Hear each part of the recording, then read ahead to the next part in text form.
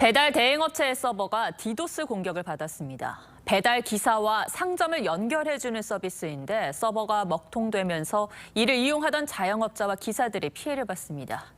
이번에 그 바로고 앱 접속 불량 사태가 굉장히 이슈가 됐었죠. 네.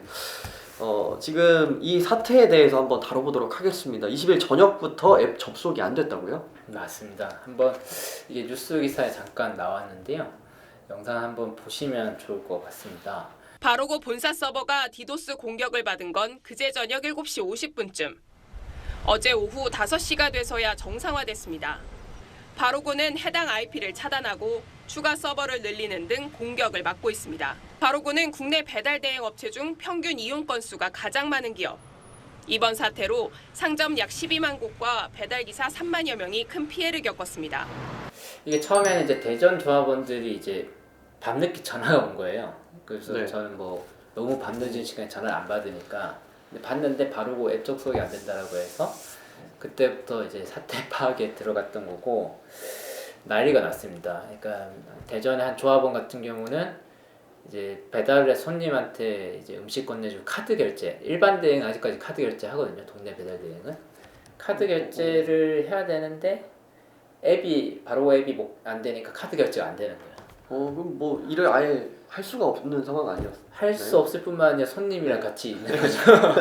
네. 어떻게 해야 될지 모르니까. 그쵸. 네. 근데 이게 그 지사에서 벌어진 일인 줄 알았더니 사실은 대전뿐만 아니라 전국에서 바로고 앱 접속이 안 되는 일이 벌어졌고 바로고의 규모가 지금 음식점이 12만 그다음에 라이더가 3만 6천 정도 되거든요. 네네. 여기서 일을 이제 못하게 되니까 그 사장님들 같은 경우도 이제 배민 요기요로 들어오는 배달 주문 접수는 할 수 있는데 접수된 배달을 이제 바로고 사용하시는 분들 같은 경우는 이제 배달을 해달라고 해야 되지 않습니까? 포스기에. 그렇죠. 네네. 바로고가 안 돼요. 그러니까 주문 들어온 게 안 빠지는 상황이 이제 벌어지는 거고 라이더들 같은 경우는 앱 접속이 안 되니까 배달 콜이 수행을 못하는 일이 벌어지는 상황이 되는 거죠. 그래서 음식 가게 같은 경우는 그 자신이 이제 사장님들이 배달할 수 있는 경우에는 배민 요기요로 주문을 받아서 사장님이 네네. 배달하거나 직접 고용한 라이더가 있는 가게 같은 경우는 배달을 할 수 있었지만 그렇지 못한 경우에 이제 영업을 이제 접어야 되는 상황이 벌어지는 거고 아마 동네 배달 대행사 사장들도 바로고 사용하는 동네 배달 대행사 사장들도 진짜 곤혹스러웠던 게 뭐냐면 음식점주들이 이제 바로고 하니까 이게 먹통이 됐잖아요. 그죠. 예. 그 음식점주들이 대행사를 옮겨버릴 수도 있는 거고 라이더들 입장에서도 바로고 접속이 안 되니까 다른 대행사로 갈 수도 있잖아요. 그렇죠. 그러니까 대행사 사장들도 이제 이제 난리가 난 거죠. 여러모로. 그렇죠.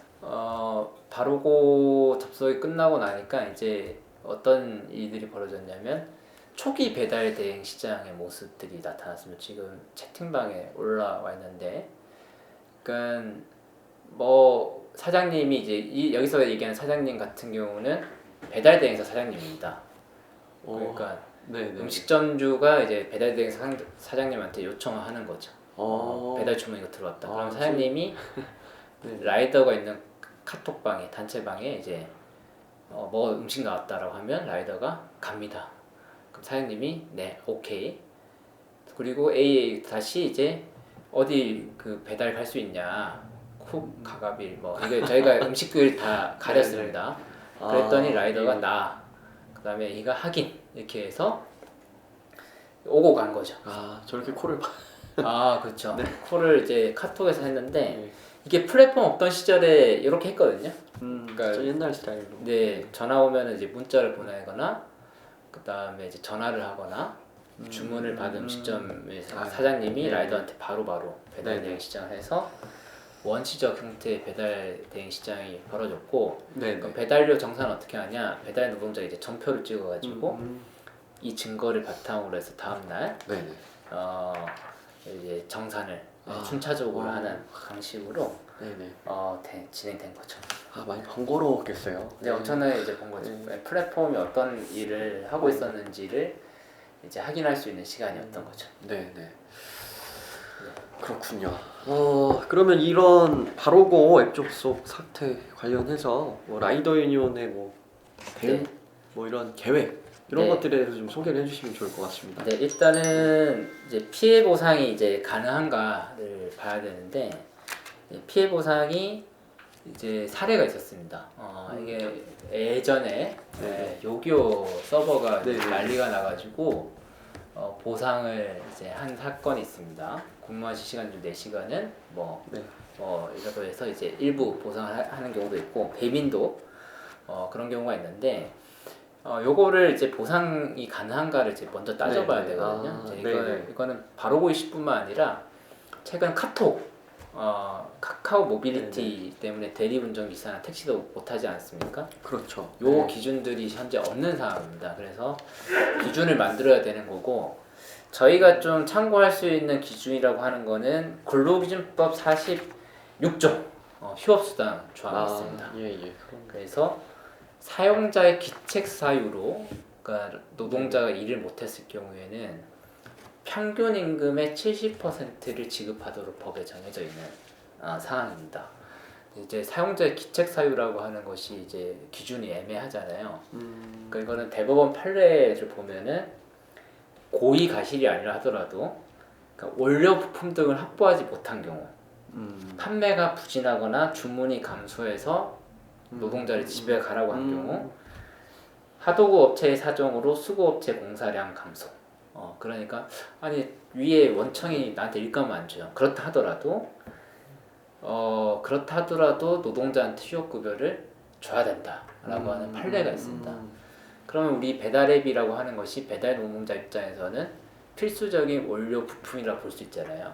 그렇죠. 예. 요거를 이제 제공이 안 됐으니까 휴업급여, 휴업수당을 지급하는 것을 이제 상상해 볼 수 있고 평균 네네. 임금의 70% 정도를 보상하는 방식을 우리가 고민해 볼 수는 있겠다.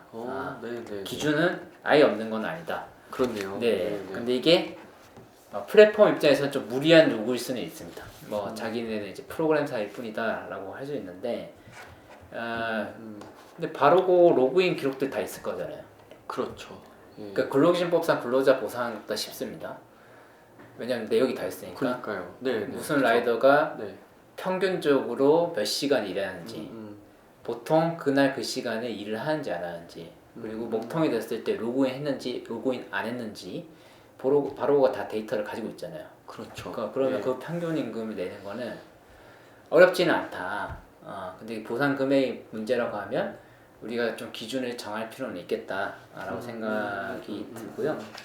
그래서 저희가 바로 피해의 규모를 알기 위해서 실태 조사를 진행했습니다. 실태 조사를 바로 진행하셨군요. 네. 그래서 10월 20일 저녁에 접속이 안 되니까 요거에 대해서 이제 조사를 했는데 왜 조사를 했냐?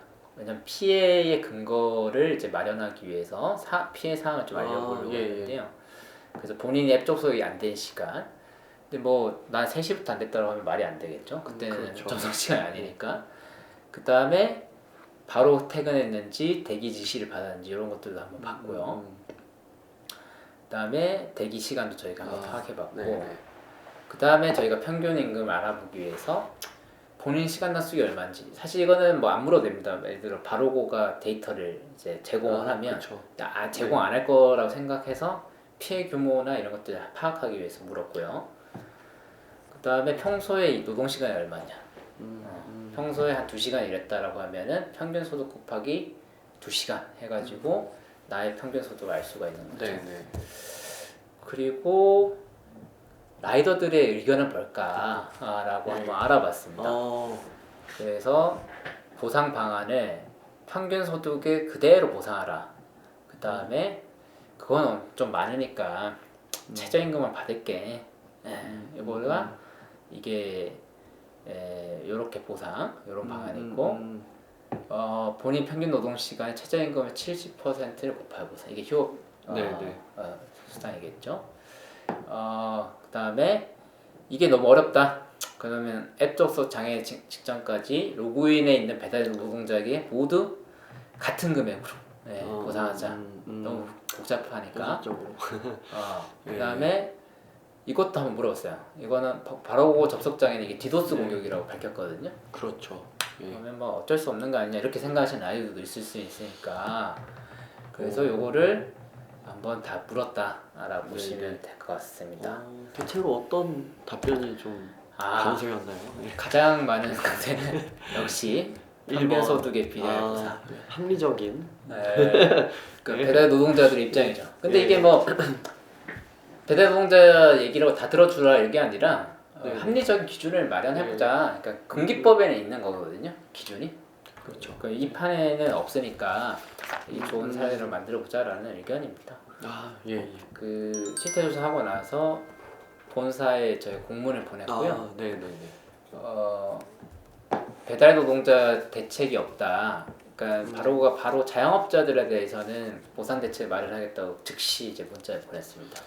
근데 라이더들에 대한 안내 문자가 없어서 저희가 연락을 했더니 그제야 이제 라이더들한테도 이제 공지는 보냈고요. 네, 네. 구체적인 보상 방안에 대해서는 들은 바는 없는 상황이고 그래서 저희 같은 경우는 노조가 이제 바로고에 그 대화 요청을 해서 협상을 해보자라고 이제 공문을 보낸 상태입니다. 아, 굉장히 또 빠른 대응을 또 네. 진행을 했네요.